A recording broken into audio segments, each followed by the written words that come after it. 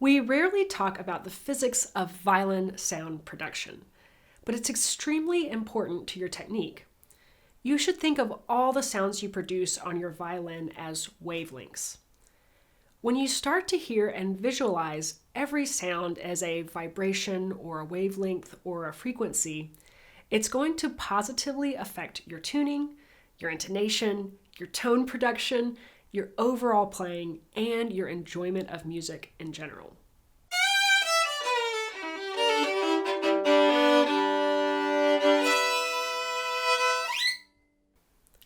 Let's start by talking about a couple of important concepts when it comes to sound production.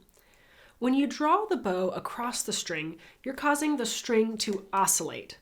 This oscillation means the air molecules next to the string vibrate. Those vibrations cause the next air molecules to vibrate, and so on, creating a sound wave. When those vibrations or waves hit our eardrums, we perceive it as sound.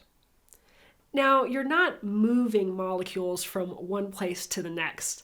That would be wind. You're just causing the molecules to vibrate against each other, causing waves, like ripples in a pond.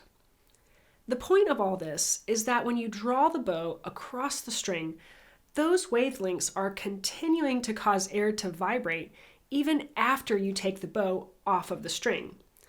My non-technical term for this is the ring of a note, or its resonance. You will continue to hear a note ring even after you've finished playing it. Let's try it. I'm going to draw the bow on the string, and I'll tell you when I stop hearing the sound. Now, I will probably continue to hear it after you do, but I'll let you know when I stop hearing any sound.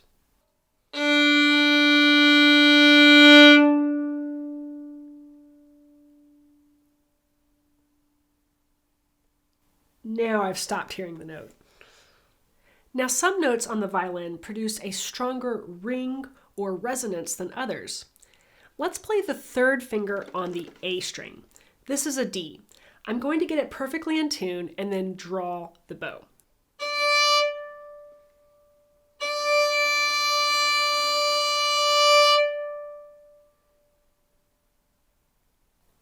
Do you hear how long that resonance lasts? Much longer than compared to, say, a first finger on the A string. Why is that D so much more resonant? Well, when you play that D, you're actually causing the open D string to vibrate as well, and that contributes to this really rich and beautiful complex sound. So try this. Play that D, get it perfectly in tune, and while it's ringing, very lightly touch the open D string with your second finger. Let me show you.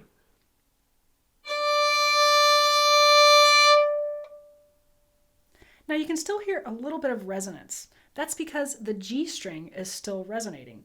So now I'm going to play it again, and I'm going to put my second finger down on the G and the D string.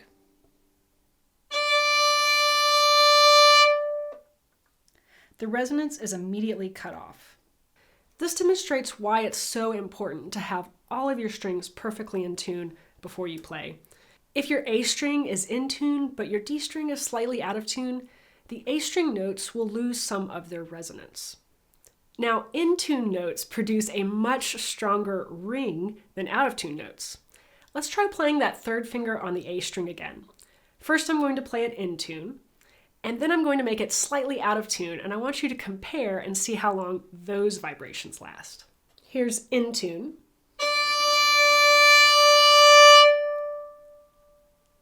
Here's slightly out of tune.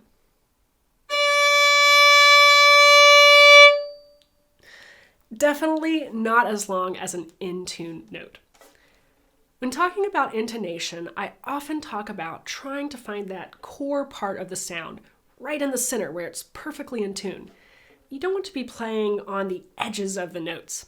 You want to be right there at its core. I also call this the sweetness of sound because when any note is in tune, those wavelengths produce a very sweet quality of tone. Those in-tune notes make your violin really happy because everything is vibrating optimally. This becomes more obvious when you can actually see the wavelengths that are being produced. There's a couple of apps that make this possible. Helix Tuner is a good app for this, and Unisono is another one. These apps are essentially oscillographs, displaying wavelengths as a circular image. The more in tune a note is, the more circular and stable its image. As a note gets more progressively out of tune, its image becomes more chaotic. You can see how visualizing wavelengths can help you find that core sound of any note. I'm going to play that third finger D on the A string and watch how the wavelengths or the image changes depending on the intonation of the note. I'm going to move that finger in and out of being in tune and see how that reflects with the app.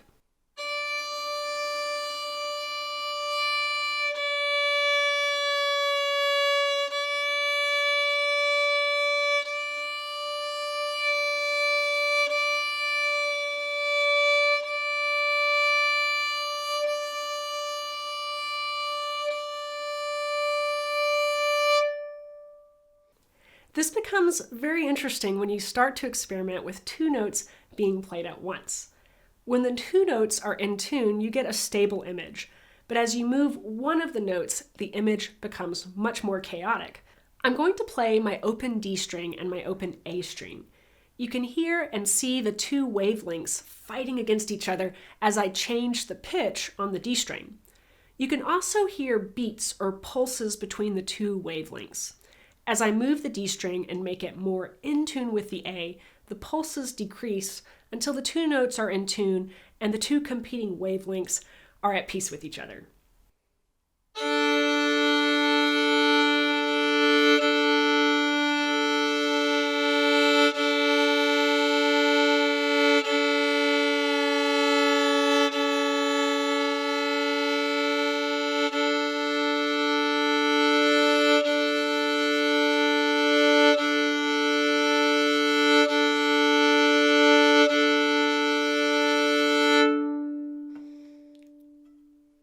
Now, I don't necessarily recommend using these apps when you are playing songs.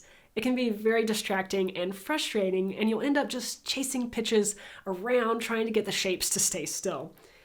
But I do recommend using them during your experimental practice time. Take your time playing very long notes, making slight adjustments with your fingers. Don't just focus on the images. Make sure you are hearing the changes in the wavelengths as well. Anytime you're tuning your violin, you're essentially trying to get the wavelengths of two different pitches to stop fighting with each other. And this is what I want you to listen for as you practice tuning or perfecting your intonation. Imagine every sound as a wavelength. Imagine multiple sounds being produced as multiple wavelengths that need to be at peace with each other. Thinking this way can really help your intonation when it comes to playing with drones, playing double stops, playing with other musicians, or accompaniment tracks. But it can also help you when you're playing by yourself, just one note at a time. Compare the sound of those wavelengths that you're producing with the wavelengths of the previous and subsequent notes. I think when you start to hear sounds as wavelengths that are being produced, your ear will become more discerning.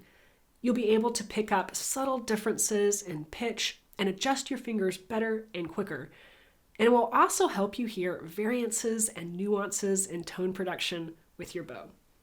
So let me know what you think about this concept. I'd love to know if you find it helpful or useful in improving your tuning and intonation. If you enjoyed this lesson, it's part of my course, The Art of Tuning, which is part of my online studio.